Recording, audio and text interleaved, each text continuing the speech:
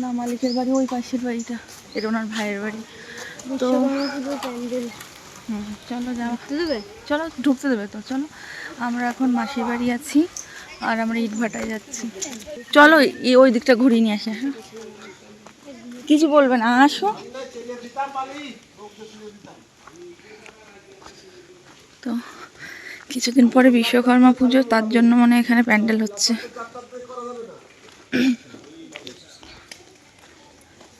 আমরা সব এই দেখে তোমার দেখাচ্ছিলাম না যে এইটার পাশে মাসিদের বাড়ি, ওই যে ইটের ঢিবি, কারণ এটাও দেখিয়েছিলাম না, কাজের হবে।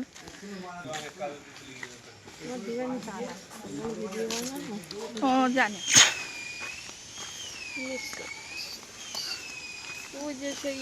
হ্যাঁ রাস্তা ওই যে সেই হরি মন্দির করছিলাম না, ওইটা। কিন্তু গরমের সময় সেই আরাম, এখানে এসে বসে থাক, এখন আর মাটি গাদায় তুলছি না, সাপ থাকতে পারে। না না, ওই গাদায় যাবো না, পাগল না। আমরা একেবারে উপরে উঠে গেছি, এই নিচটাই কিন্তু সব ইট। জানি, কি সুন্দর লাগছে। এটা ইট পোড়ায় ওটাই, আর এগুলো সব নিচে ইট আছে, ইটের আগুনের তাপ লাগে।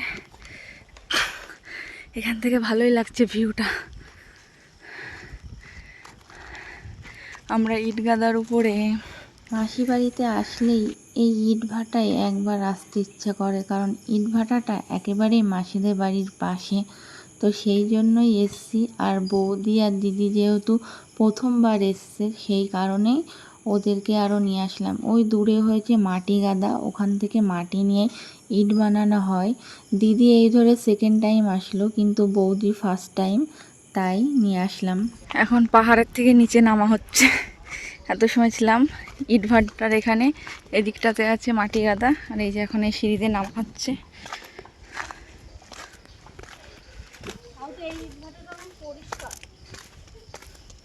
আমি বনুকে কি জিজ্ঞাসা করলাম আসার আগে, শুনেছিলে? তা শুনবা কেন? মাসিদের বাড়ি এসেছিলাম গতকাল রাত্রে, আর এখন আমি আর ভাই একটু হেলেঞ্জায় যাব, একটু দরকার আছে।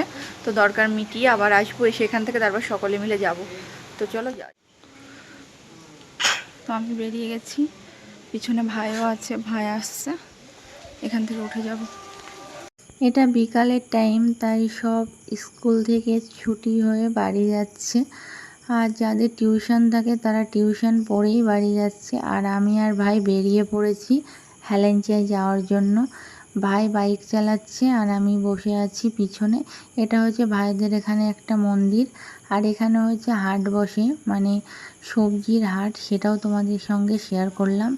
আর এই যে এক গাদা বাচ্চারা যাচ্ছে, আর আমি আর ভাই যাচ্ছি। রাস্তার দুই ধার দিয়ে তো পুরো জল জমে গেছে, কারণ প্রচুর বৃষ্টি হয়েছে, সারাদিন ধরে বৃষ্টি হচ্ছে। আর এই বৃষ্টির কারণে একটু ঘুরতে পারলাম না ভালো করে।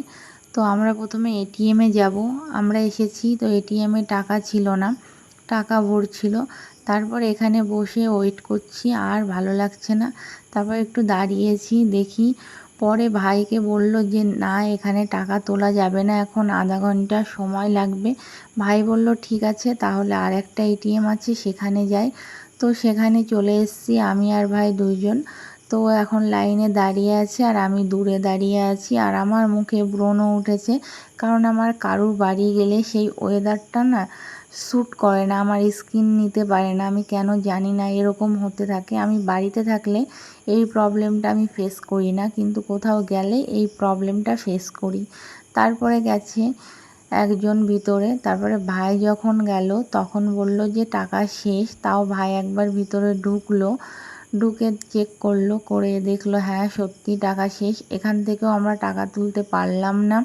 তারপর ভাই বলল ঠিক আছে, আমরা যে দরকারে এসেছি দরকারটা মিটিয়ে, এখন তো সব জায়গায় গুগল পে ফোনপে আছে, তো গুগল পে ফোনপে করে দেবো। আমি বললাম ঠিক আছে। আর দেখো আকাশে কি প্রচুর মেঘ করেছে, আজকে বাড়িতে যাব, জানি না কি করে বাড়িতে পৌঁছাবো এই এত মেঘের মধ্যে। তো সবার প্রথমে যাব মেডিসিনের দোকানে, ওখান থেকে কিছু মেডিসিন নেব, তারপরে আমরা যাব বাড়ির দিকে। তো মেডিসিনের দোকানে যাচ্ছি আমি আর ভাই, আর এখান থেকেই মায়ের মেডিসিন নিতে হয়। অন্য কোথাও মায়ের মেডিসিনটা পাওয়া যায় না। যখনই মায়ের মেডিসিন শেষ হয়ে যায় বা ফুরিয়ে যায়, এখান থেকে এসে মায়ের মেডিসিনটা নিয়ে যেতে হয় আমাকে। তো সেই জন্য ভাবলাম যখন মাসি বাড়ির পাশে এসেছি তো মেডিসিন নিয়ে যাই।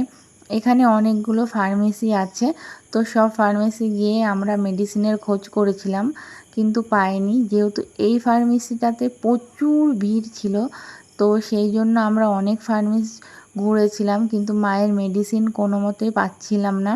পরে আবার এটাতেই ফিরে এসেছিলাম, এসে তারপরে আবার আমরা মেডিসিন নিয়েছিলাম। তো কেমন ভিড় বা কত পরিমাণে ভিড় সেটা তোমাদেরকে দেখাচ্ছি, দেখো। এই যে, আর ওই সামনের দিকে তো আরও, আমি শেষে বসে পড়লাম যে জানি এখানে অনেকটা টাইম লাগবে, পুরো লাইন দিয়ে সব দাঁড়িয়ে আছে। আর এখানে সব রকম মেডিসিন পাওয়া যায় অ্যাভেলেবেল। আর আমরা এসেছি একটা শাড়ির দোকানে, কারণ বৌদিকে মাসির বাড়ির তরফ থেকে একটা শাড়ি দেওয়া হবে আর দিদিকে একটা কিছু দেওয়া হবে, সেই কারণে এখানে শাড়ি দেখছি আমরা। আমি আর ভাই অত শাড়ি সম্পর্কে বোঝে না, আমিও শাড়ি সম্পর্ক যে খুব ভালো বুঝি তা নয়। আমি বললাম যে পুজোয় কি শাড়ি আছে বার করতে, উনি এই মালবেরি বার করলো, মালবেরি শাড়ি আর কিছু সব জামদানির মধ্যে দেখাচ্ছিল। আমি বলছিলাম যে এগুলো তো অনেক ওল্ড, মানে নিউ কি এসছে, তো উনি বলছিল যে এগুলোই আছে আমাদের দোকানে, আর এত প্রচুর দাম বলছিল। তা আমার মাথা তো গরম হয়ে যাচ্ছিল, রাগও উঠছিল। এদিকে বাইরে ঝমঝমিয়ে বৃষ্টি হচ্ছে, আমি আর ভাই ভিজতে ভিজতে শপিং করছি, মানে রাগ তো হচ্ছে। তারপরে শাড়িগুলো যে পছন্দ হচ্ছে তাও নয়। তারপরে ভাই আমি এই দোকান থেকে অন্য একটা দোকানে গেছিলাম, তারপরে আরও একটা দোকান, এরকম করে 8-10টা দোকান ঘুরে ঘুরে তারপরে কিছু জিনিস কিনেছি। তাও যে ঠিক মনের মতন পছন্দ হয়েছে তা নয়, কালেকশান অতটাও ভালো নয়। ওনাদের পুজোর কালেকশান বেশিরভাগ সব বিক্রি হয়ে গেছে। আর বাইরে এত বৃষ্টি হয়েছে তোমরা দেখতেই পাচ্ছ, রাস্তা পুরো ভিজে রয়েছে। ভাইকে বললাম যে যতই রাত হোক তুই আস্তে গাড়ি চালা, তার কারণ আমরা দুজন যাব সেই জন্য। আর ভাই গাড়িতে উঠেছি, তো ভাইয়ের গাড়িতে উঠতে একটু ভয় লাগছিল, সেই জন্য ভাইকে বারবার বলছিলাম যে আস্তে আস্তে গাড়ি চালা, তাড়াহুড়ো করিস না। তো কথা বলতে বলতে চলে এসেছি বাড়িতে, দেখি কাকু দরজার এখানে দাঁড়িয়ে আছে, আর এখানে মামার বাইক রয়েছে, মানে মামাও এসেছে। তো ঘরে যাই, গিয়ে দেখি সবাই কি করছে। তো এই সাইডে দেখলাম দাদু বসে আছে, এখানে আমার মেসো স্নান করে আসলো এই রাত্রেবেলা, অনেক কাজ করে। আর মাসির হাতে আমি প্যাকেটটা ধরিয়ে দিলাম, দিয়ে বললাম যে এই দেখো। তো মাসি বলল যে ঠিক আছে, দেখেছি ভালো হয়েছে, ওদেরকে দে, ওরা পছন্দ করলেই হবে। তারপর মাসির পছন্দ হচ্ছিল না, কারোরই অতটা পছন্দ হচ্ছিল না। দিয়ে মাসিরা অনেক থাকার কথা বলছিল, আমরা থাকলাম না। এবার আমরা চলে এসেছি, এসে আইসক্রিম কিনেছি। বৌদি আমাকে 100 টাকা দিয়েছে, দিয়ে বলছে যাও একটু আইসক্রিম কিনে নিয়ে আসো। আমি পুরো 105 টাকার আইসক্রিম কিনে নিয়ে এসেছি। বৌদি বলল হ্যাঁ খুব ভালো কাজ করেছো, চলো। এবার আমরা আইসক্রিম খেতে খেতে বাড়ির দিকে যাচ্ছি। আর এই যে আমরা বাড়ির কাছাকাছি পৌঁছে গেছি। তো চলো ভিডিওটা এইটুকুনি, আজকের মতন টাটা, বাই বাই। তো আমরা পৌঁছে গেছি, আর এই যে গেট।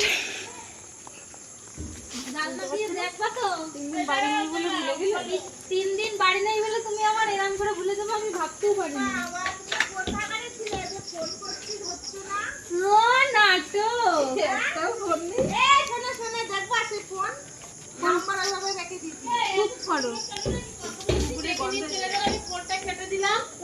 আমি তো এই যে দাঁড়িয়ে রয়েছি, তুমি কোথায় যাবা?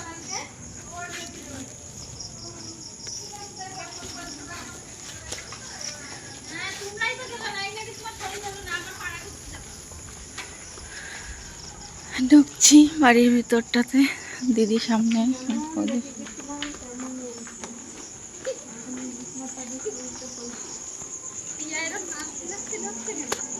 তাহলে যেমন রেখে গেছি সবকিছু তেমনই আছে, কোনো কিছু কোনো পরিবর্তন হয়নি।